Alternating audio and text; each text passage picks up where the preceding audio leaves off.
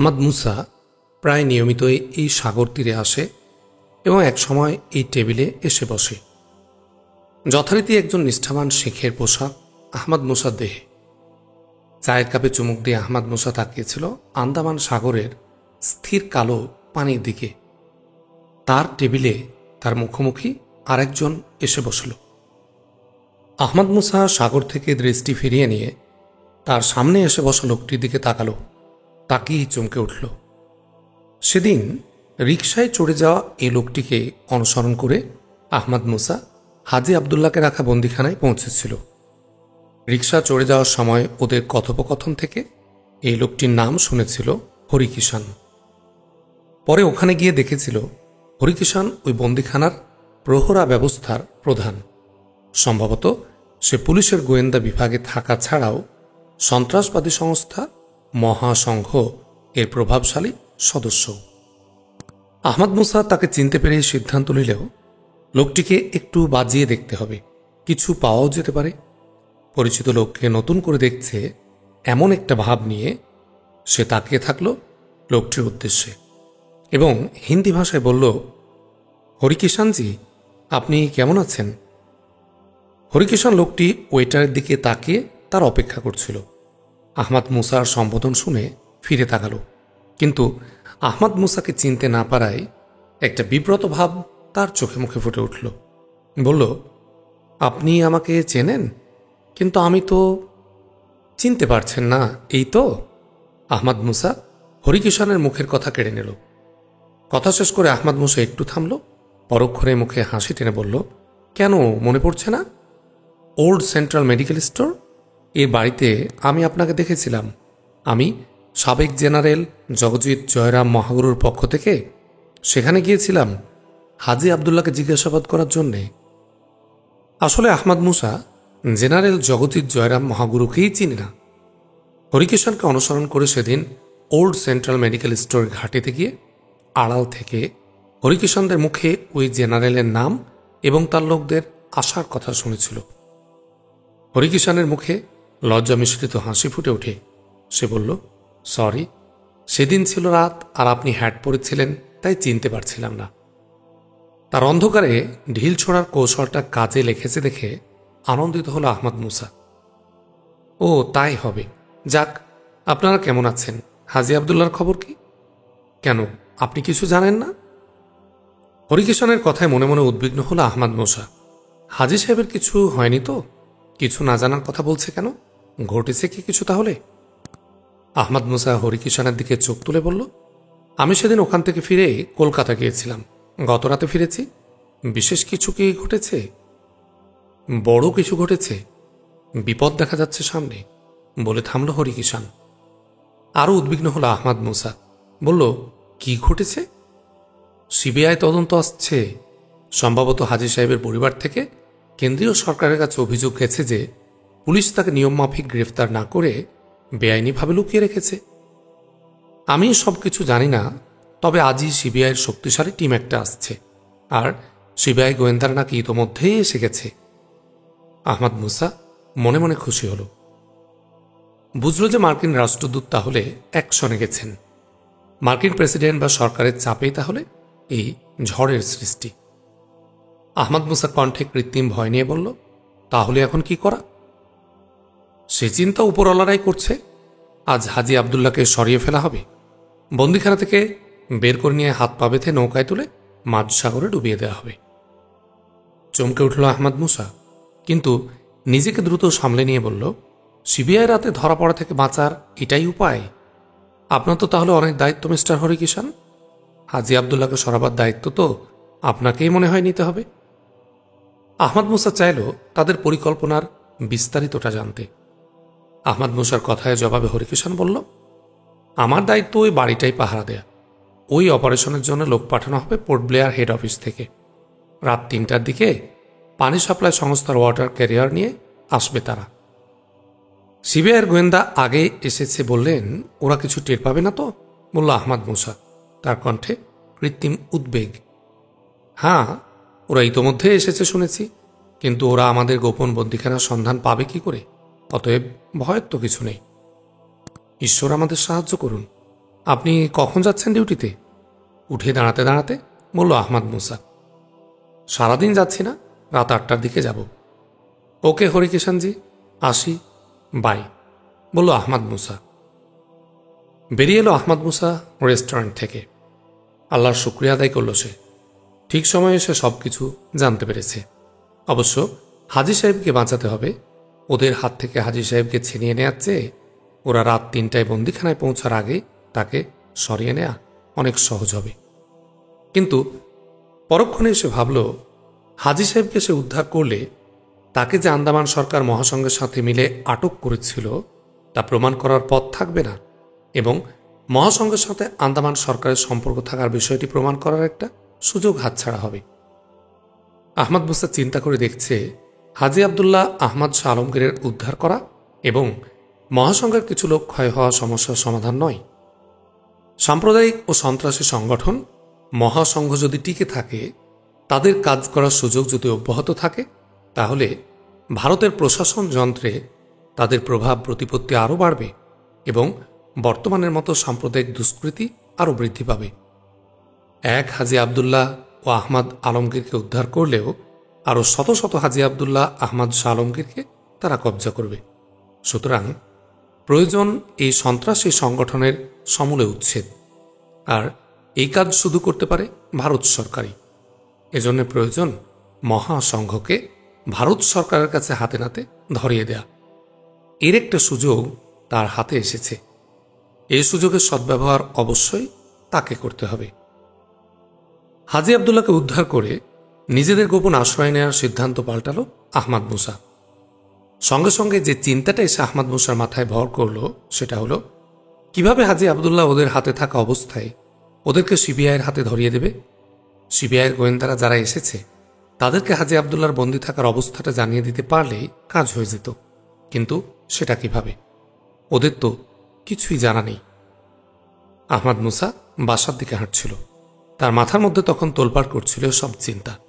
হঠাৎ তার মনে পড়ল, দিল্লিস্থ মার্কিন রাষ্ট্রদূত তাকে এ ব্যাপারে সাহায্য করতে পারে। পকেটে হাত দিল সঙ্গে সঙ্গে। না, পকেটে মোবাইল নেই।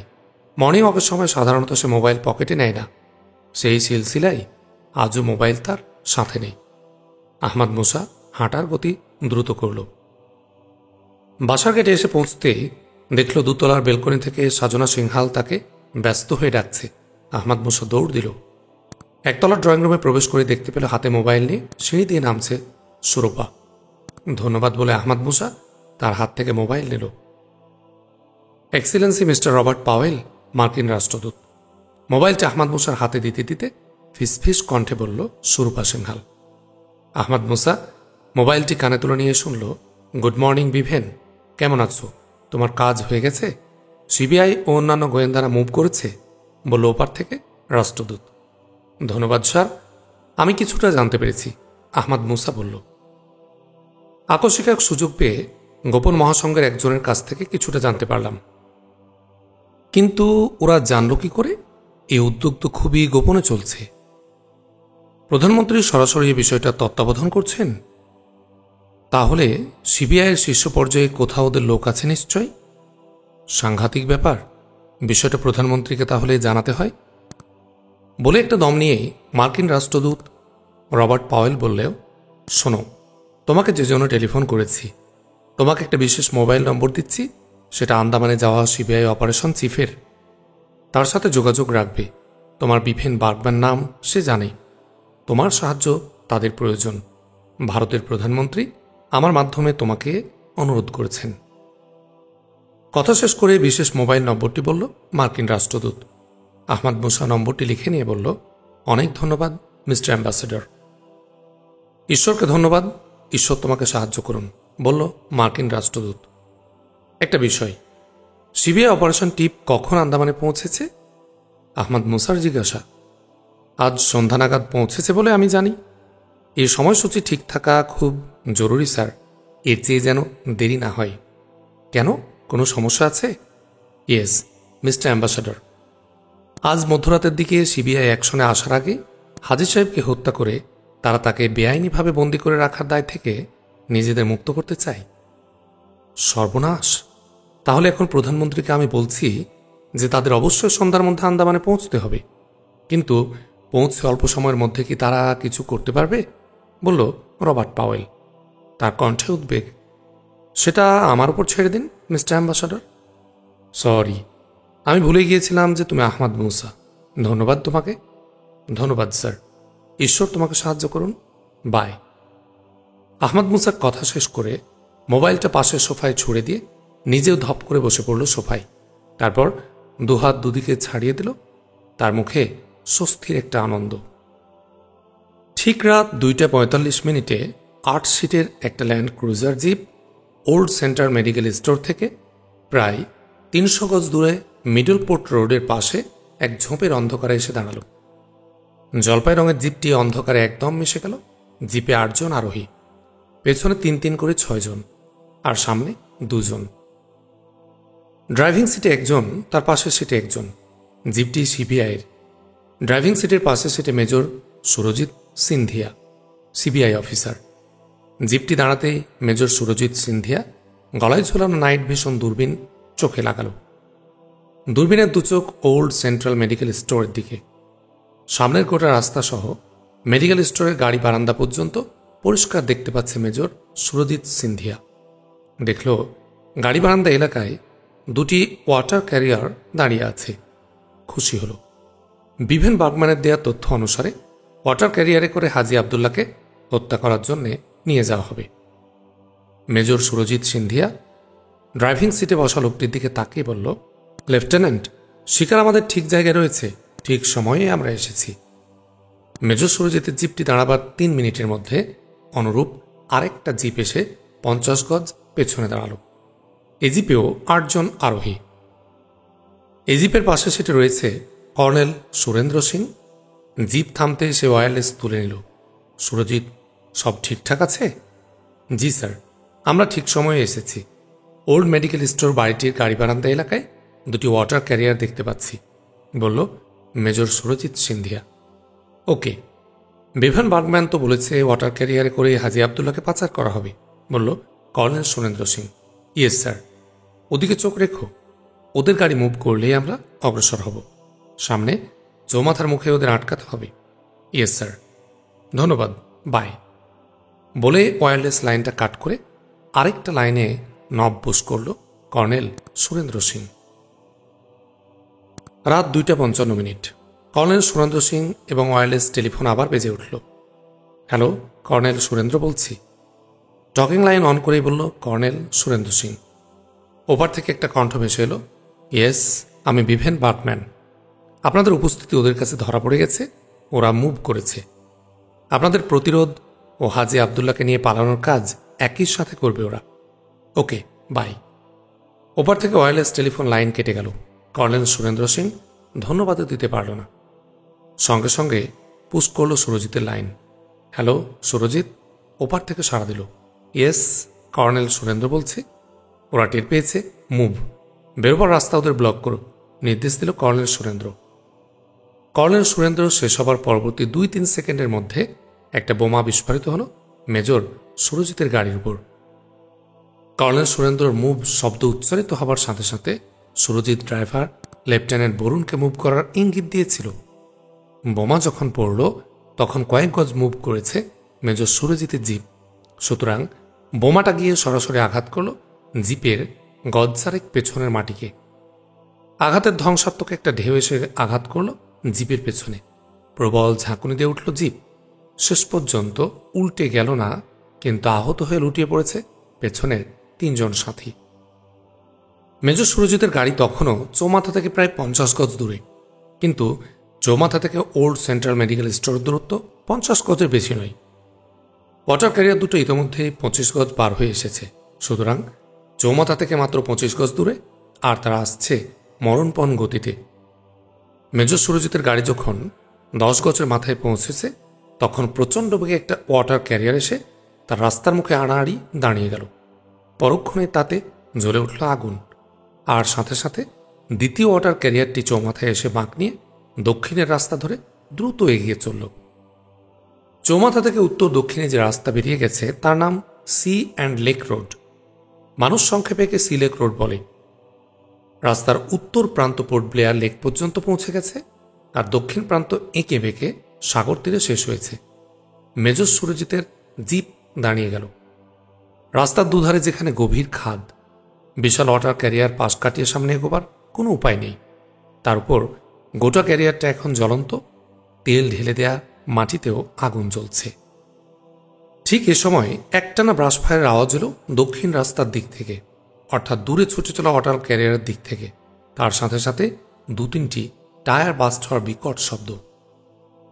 কর্নেল সুরেন্দ্র এবং মেজর সুরজিৎ দুজনই চোখে নাইট ভিশন দূরবীন লাগিয়ে দেখল ওয়াটার ক্যারিয়ারটি রাস্তার এপাশে কাত হয়ে গেছে এবং একজন আপাতমস্তক কালো কাপড়ে আবৃত লোক ওয়াটার ক্যারিয়ারটির সামনে স্টেনগান তাক করে দাঁড়িয়েছে। কর্নেল সুরেন্দ্র বলল, ঈশ্বরকে ধন্যবাদ, কেউ পালাতে পারেনি। বিভেন বার্গম্যান ওদেরকে গাড়ির মধ্যেই আটকে রেখেছে। কর্নেল সুরেন্দ্র এগিয়ে গেল বিভেন বার্গম্যান ওরফে আহমাদ মুসার দিকে।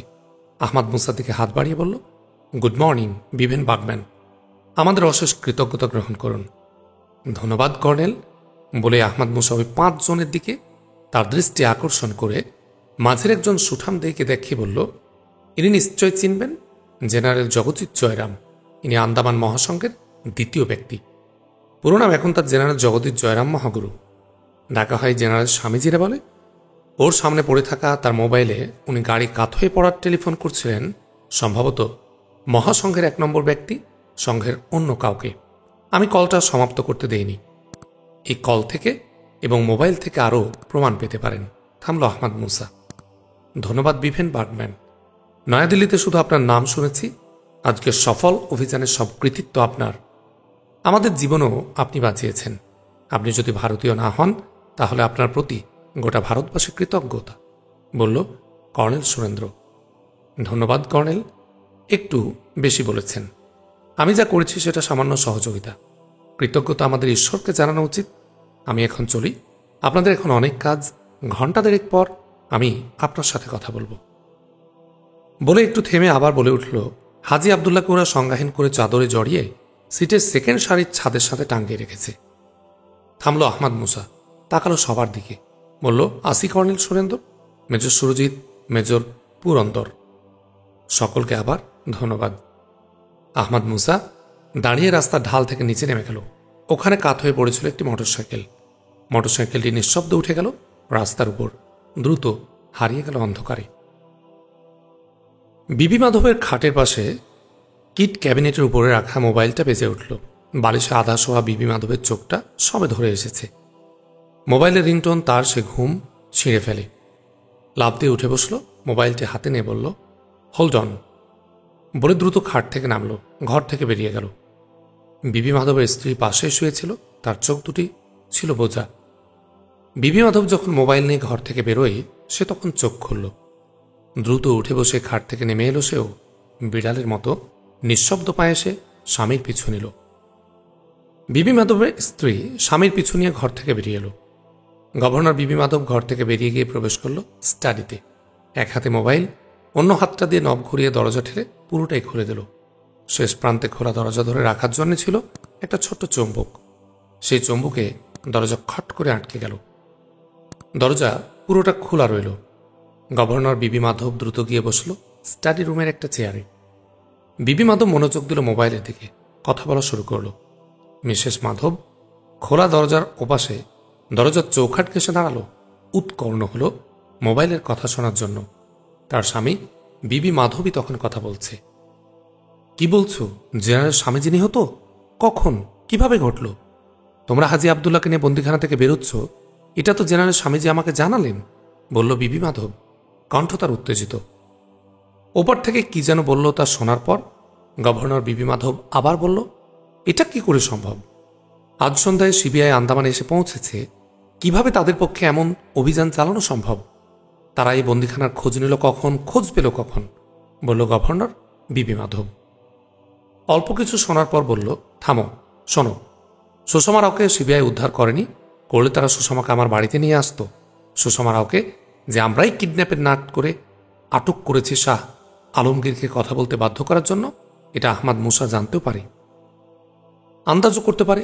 আমি নিশ্চিত আহমাদ মুসাই সুষমা রাওকে আমাদের বন্দিখানা থেকে সরিয়ে নিয়ে গেছে, সিবিআই নয়। থামল গভর্নর বিবি মাধব। ওপারের কথা শুনছে সে। খোলা দরজার পাশে দাঁড়িয়ে মিসেস বিবি মাধব শুনছে গভর্নর বিবি মাধবের কথা। সুষমার কথা শুনে তার চোখ দুটি ছানাবড়া হয়ে গেল। গলা ফেটে একটা চিৎকার বেরিয়ে আসছিল তার মুখে। মুখে হাত চেপে ধরে অনেক কষ্টে ভেতর থেকে ঝড়ের মতো বেরিয়ে আসা কষ্ট যন্ত্রণার বিস্ফোরণ আটকে দিল সে। শেষ পর্যন্ত শুনতে চাই সুষমা রাও সম্পর্কে। ওপারের কথা শোনার পর গভর্নর বিবি মাধব আবার কথা বলা শুরু করল। সে বলল, হাজি আবদুল্লার কথা, আরও অনেকের কথা, সুরক্ষা সতর্কতামূলক এত আয়োজনের পরেও সুষমা হাজি আবদুল্লাকে আটকে রাখা গেল না, এসব কথা। কথা থেমে গেল গভর্নর বিবি মাধবের। সে সোজা হয়ে বসেছে। তার মুখমণ্ডল লাল শক্ত, দু চোখে হিংস্রতা ঠিকরে পড়ছে। মোবাইলে আবার কথা বলল, শোনো, আহমদ শাহ আলমগীরকে আর সময় দেওয়া যাবে না। যা ইচ্ছা তাই করো, কিন্তু তার কাছ থেকে কথা আদায় করতেই হবে। আমি যাচ্ছি সেখানে, তাকে তাড়াহুড়া করে ছাড়া যাবে না।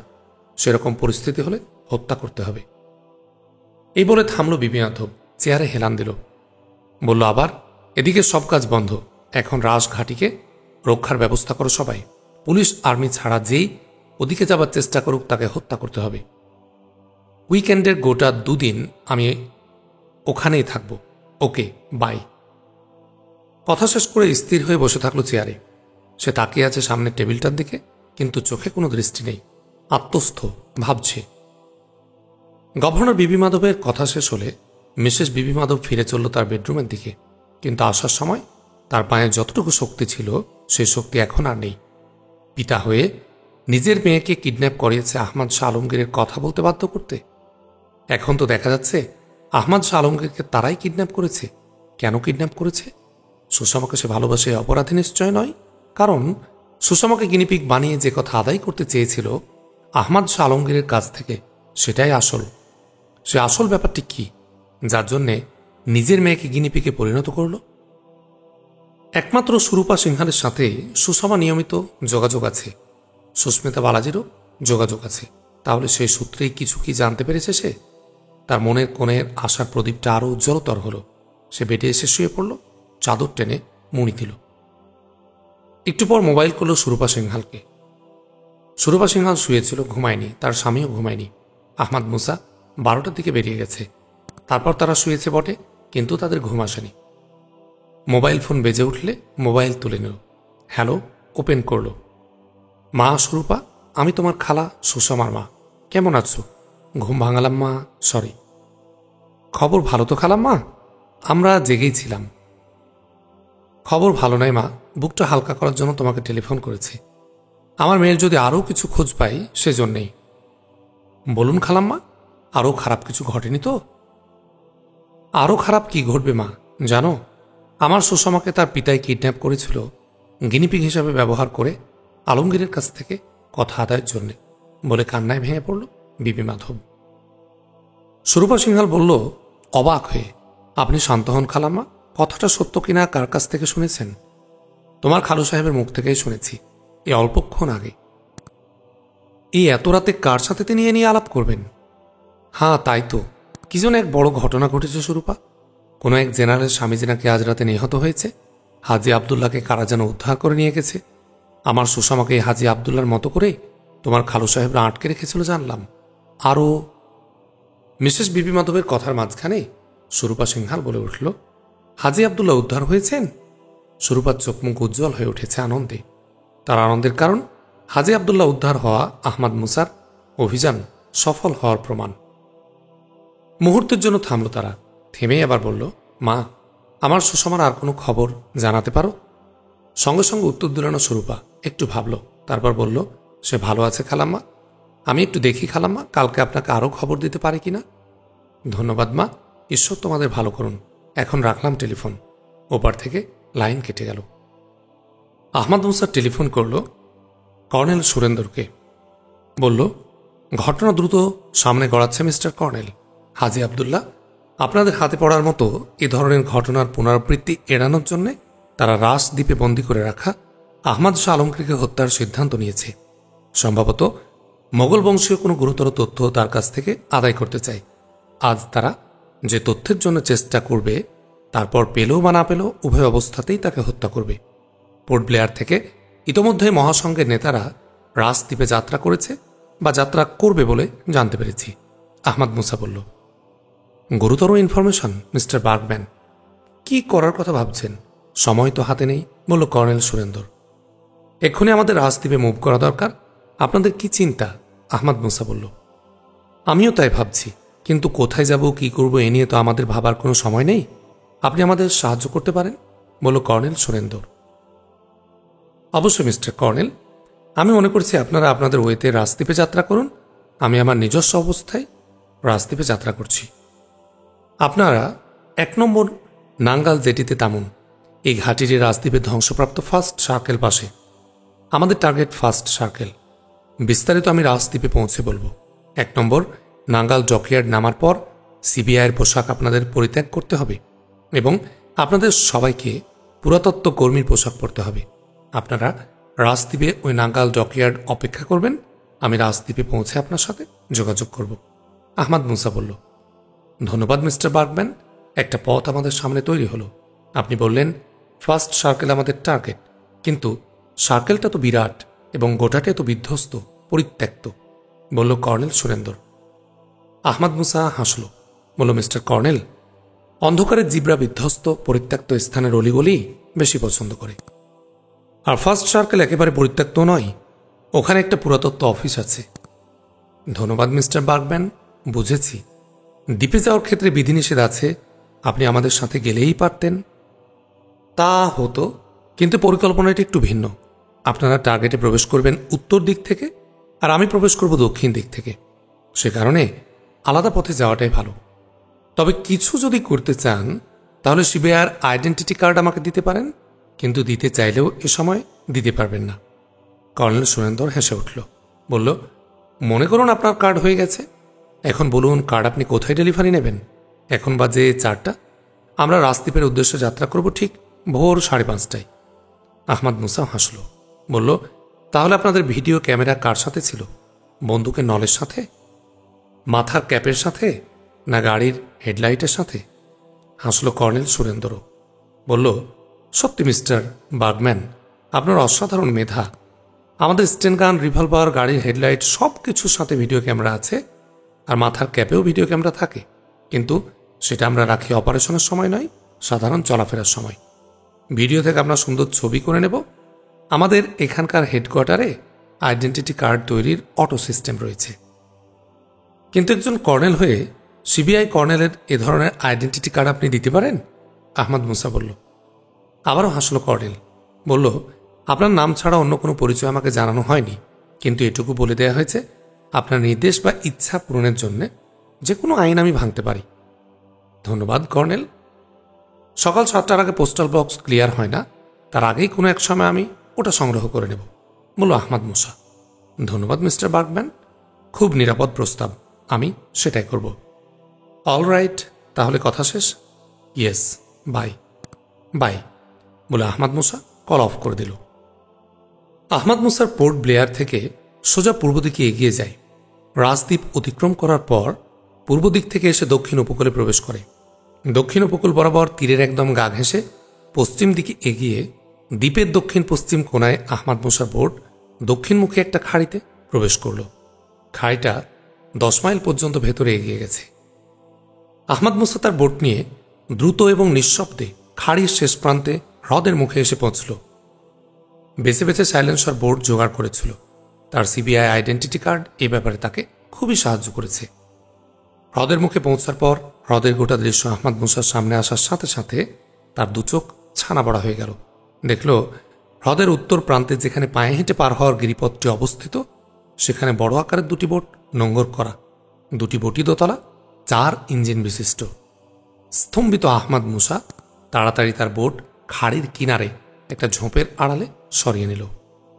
দূরবীন নিয়ে বোট দুটিকে অনেকক্ষণ পর্যবেক্ষণ করল। কোনো মানুষের নড়াচড়ায় বোট দোল খাওয়ার কথা, কিন্তু মোটেও সেরকম দুলছে না, পানির ঢেউ নজরে পড়ল না। কিন্তু এভাবে সময় কাটানোর সুযোগ নেই। আহমদ মুসার মনে হলো সে 2 বোটে ক্লোরোফর্ম বোম ছুটতে পারে। সাইলেন্সার লাগানো এই ধরনের মিনি রকেট লঞ্চার তার কাছে আছে। 2 বোটের লোকদের সংজ্ঞাহীন করতে 2টি বোমাই যথেষ্ট। তারপর সে নিশ্চিন্তে সামনে এগোতে পারবে। খুশি হল। ব্যাগ থেকে ক্লোরোফর্ম বোমার কৌটা বের করলো, খুলল কৌটা, দেখল দুটিই মাত্র রয়েছে। তার অর্থ এখন দুটি বোমা ব্যবহার করলে এই সুযোগ সে আর পরে পাবে না। তবুও খুশি হলো যে অন্তত দুটি বোমা তার রয়েছে, যার প্রয়োজন এই মুহূর্তে খুব বেশি। বোমা ফিট করে দুটি বোমায় ছুড়ল 2 বোট লক্ষ্য করে।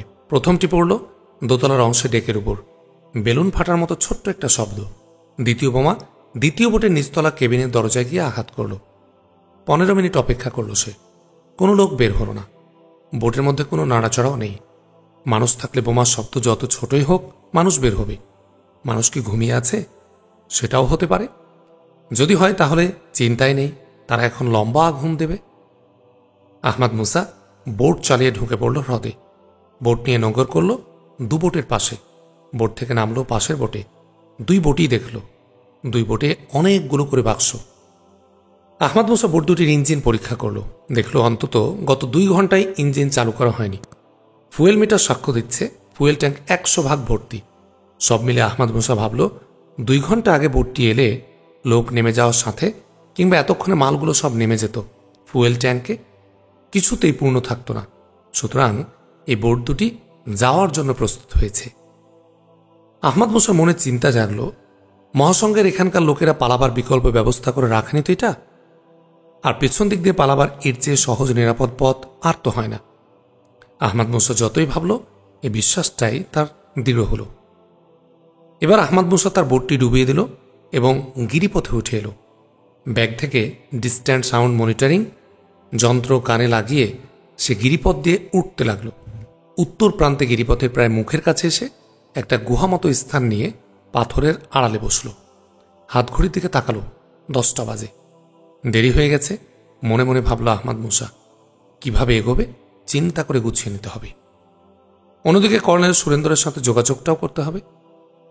মহামণি শিবরাম সংঘমিত্র ওরফে বিভি মাধব বলছিল, আসল পক্ষ সিবিআই নয়, সিবিআইকে এখানে যারা আনলো তারাই আমাদের আসল দুশ্মন। শিবদাস সংঘমিত্রের সামনে বিশাল এক টেবিল। টেবিলকে সামনে রেখে তীরের মতো সোজা হয়ে বসে আছে সে। তার সামনে টেবিলের পাশে বসে জেনারেল কালিকা কৃষ্ণমূর্তি। ইনি জেনারেল স্বামীজির মতো ভারতীয় সেনাবাহিনীর অবসরপ্রাপ্ত জেনারেল, মহাসংঘের second in command. Shibdas Sanghamitra থামতেই জেনারেল কালিকা, মহামণি শিবদাস সংঘমিত্র জেনারেল গোটা শরীর কালো পোশাকে ঢাকা, মাথায় বাঁধা কালো রুমাল, চোখে গগলস, এবং বাড়তি যে জিনিস আছে সেটা হলো দীর্ঘ এক গোঁফ। কালিকা কৃষ্ণমূর্তি বলল, গুরুজি, আসল শত্রু তো আহমদ মুসা। তিনিই কেন্দ্রে কথা লাগিয়ে সিবিআইকে আন্দামানে টেনে এনেছেন। কিন্তু দিল্লি কি আহমদ মুসাকে চেনে না? তার কথা শুনল কেন? দিল্লি তার কথা শুনেনি। আজ সকালেও আমি খোঁজ নিয়েছি। প্রধানমন্ত্রী প্রিয়ে মহাসংঘের প্রতি বহুদিন থেকে সহানুভূতিশীল। সে জানালো গোটা ব্যাপারের পেছনে রয়েছে মার্কিন যুক্তরাষ্ট্র। মার্কিন যুক্তরাষ্ট্র নয়, খোদ মার্কিন প্রেসিডেন্ট, বলল মহামণি শিবদাস সংঘমিত্র। কিন্তু মার্কিন প্রেসিডেন্ট আহমদ মুসার এত খয়ের খাঁ হলো কেন? জেনারেল কালিকা কৃষ্ণমূর্তি বলল, মূর্খের মতো কথা বলছো জেনারেল। গত কয়েক বছর আহমদ মুসা সেখানকার জনগণের পক্ষে কি অসাধ্য সাধন করেছে? কিভাবে মার্কিন সরকার টুইন টাওয়ারের ব্যাপারে আহমদ মুসার তদন্ত মেনে নিয়ে নিজেদের মত পাল্টালো তা তোমার সামনে নেই? সেটা আছে গুরুজি, কিন্তু আমি বলছি আহমদ মুসার কথা শুনে ভারতের প্রতি এত কঠোর হওয়ার তাৎপর্য কি? বলল জেনারেল কালিকা কৃষ্ণমূর্তি। ভারতের প্রতি কঠোর হয়নি, কঠোর হয়েছে মহাসংঘের প্রতি। তাহলে তো একসঙ্গে সবাইকে মোকাবিলা করতে হবে দেখছি, বলল জেনারেল কালিকা কৃষ্ণমূর্তি। এটা নতুন কথা নয়, আমাদের বাপুজি শিবাজিকে সবার বিরুদ্ধে লড়াই করতে হয়েছে। বলেই শিবদাস সংঘমিত্র টেবিলের উপর ঝুঁকে পড়ল, বলল, থাক এসব কথা, আমাদের করণীয় দিকে নজর দাও। আমি ঠিক করেছি আহমদ শাহ আলমগীরকে আন্দামান থেকে মহারাষ্ট্র বা গুজরাটে সরিয়ে নেব। থামল শিবদাস সংঘমিত্র। তাহলে এই মুহূর্তে কি করণীয়? বলল জেনারেল কালিকা। দিল্লি সরকার যেহেতু আহমদ মুসার দিকে চলে গেছে, তাই যেমন করে ওরা আমাদের 2 বন্দিখানার সন্ধান পেয়েছে, সেভাবে আজ না হয় কাল তারা ঘাটিরও সন্ধান পেয়ে যাবে। তাই দেরি না করে আজই আহমদ শাহ আলমগীরকে এখান থেকে সরিয়ে ফেলতে হবে। 7টার দিঘিতে আমাদের 2টি বোট আছে। বোটে ইতিমধ্যে এখানকার কিছু সরঞ্জাম তুলেছি। এখনই আহমদ শাহ আলমগীরকে বোটে নিয়ে যাবার ব্যবস্থা করো। আর কিছু লোক তুমি বোট দুটিতে নিয়ে যাও। তারপর বোট দুটি 10 ডিগ্রি চ্যানেলে নিয়ে যাও, ওখানে একটি জাহাজ অপেক্ষা করছে। জাহাজটিতে তিরঙ্গা পতাকা, পাশে আমাদের বাপুজির ছবি সম্বলিত একটা পতাকাও দেখবে। ওই জাহাজে উঠবে। জাহাজ কোথায় যাবে সে আদেশ জাহাজকে দেয়া আছে। থামল শিবদাস সংঘমিত্র। ধন্যবাদ গুরুজি। আমার পর এ ঘাটির দায়িত্বে কে থাকবে? বলল জেনারেল কালিকা। পোর্ট ব্লেয়ার থেকে আজ সন্ধ্যার মধ্যে সাবেক ব্রিগেডিয়ার সুন্দরী সিংহানিয়া এসে পৌঁছবে। সে আসা পর্যন্ত আমি এখানে থাকছি। আর কথা শেষ করতে পারল না মহামণি শিবদাস সংঘমিত্র ওরফে বিবি মাধব। তার মোবাইলটা বেজে উঠল। কথা বন্ধ করে মোবাইল তুলে নিল। ওপারের কথা শুনতে পেয়ে বলল, বলো কমান্ডার সুখদেব, কি খবর? কমান্ডার সুখদেব রায় রাজদ্বীপের 1 নম্বর নাঙ্গাল ডকের ডেপুটি ইনচার্জ। সে অনেক দিন থেকে মহাসংঘের পক্ষে কাজ করছে। গুরুজি, খবর ভালো নয়। 5টি বোট নিয়ে 40 জন সিবিআই অফিসার এখানে নেমেছে। প্রায় 2 ঘন্টা। ওরা একটা মহড়ার জন্য এসেছে, কিন্তু এখন দেখছি সবাই সিবিআইয়ের ইউনিফর্ম খুলে পুরাতত্ত্ব কর্মীর ইউনিফর্ম পরেছে। তাদের কথাবার্তায় এখানকার পুরাতত্ত্ব অফিসের কথা শুনেছি। তাদের রাগঢাক চলাফেরা দেখে মনে হচ্ছে বড় কোনো গোপন মিশন নিয়ে এখানে এসেছে। কথাগুলো শোনার সঙ্গে সঙ্গে মুখ ফ্যাকাশে হয়ে গেল সংঘমিত্রের। চোখে নেমে এলো স্পষ্ট আতঙ্ক, উদ্বেগের ছায়া। সে বলল, ধন্যবাদ সুখদেব, আমি দেখছি ব্যাপারটা, বলে টেলিফোন রেখে দিল। শিবদাস সংঘমিত্র টেলিফোন রাখতে জেনারেল বলে উঠল, কোনো খারাপ খবর গুরুজি? মহামণি শিবদাস সংঘমিত্র কোনো কথা না বলে ঘড়ির দিকে তাকালো। দেখল 9:30। সময় দেখে মুখ তুলে এসে তাকালো কৃষ্ণমূর্তির দিকে। বলল, আয়োজন করো, সবাই আমরা সকাল 10:30টার মধ্যে বোটে উঠব। এক বোটে আহমদ আলমগীর, জিনিসপত্র লোকজন নিয়ে তুমি উঠবে, অন্য বোটে 2-4 জন ক্রু নিয়ে আমি। মুখ ফ্যাকাশে হলো কৃষ্ণমূর্তিরও। নির্দেশের ধরন শুনে সে বুঝল সাংঘাতিক কিছু একটা ঘটে গেছে। তাদেরকে ত্যাগ করে পালাতে হচ্ছে। সে আবার জিজ্ঞেস করল, বড় কোনো খবর গুরুজি? হ্যাঁ, 1/2 মতো সিবিআই সদস্য ল্যান্ড করেছে 1 নম্বর নাঙ্গাল ডকে। তারা পুরাতত্ত্ব কর্মীর ছদ্মবেশ নিয়েছে। তারা আমাদের হেডকোয়ার্টার থেকে খবর পেয়েছে। এখানে অভিযানের জন্যই তারা এসেছে, বলল সংঘমিত্র। বুঝেছি গুরুজি, বিষয়টি একেবারে পানির মতো পরিষ্কার। আপনি সঠিক সিদ্ধান্ত নিয়েছেন। আমরা এবার সিবিআইকে কাঁচকলা দেখাব। উঠে দাঁড়ালো জেনারেল কালিকা কৃষ্ণমূর্তি। বলল, যাই গুরুজি, আমি ব্যবস্থা করছি, বলে ঘর থেকে বেরিয়ে গেল জেনারেল কালিকা কৃষ্ণমূর্তি। মহামণি শিবদাস সংঘমিত্র ওরফে গভর্নর বিবি মাধব মোবাইল তুলে নিল হাতে। মোবাইলের কিগুলোর উপর দ্রুত আঙ্গুল চালাতে লাগল। আলহামদুলিল্লাহ, সাইমন সিরিজের 42 নম্বর বই এখানে শেষ।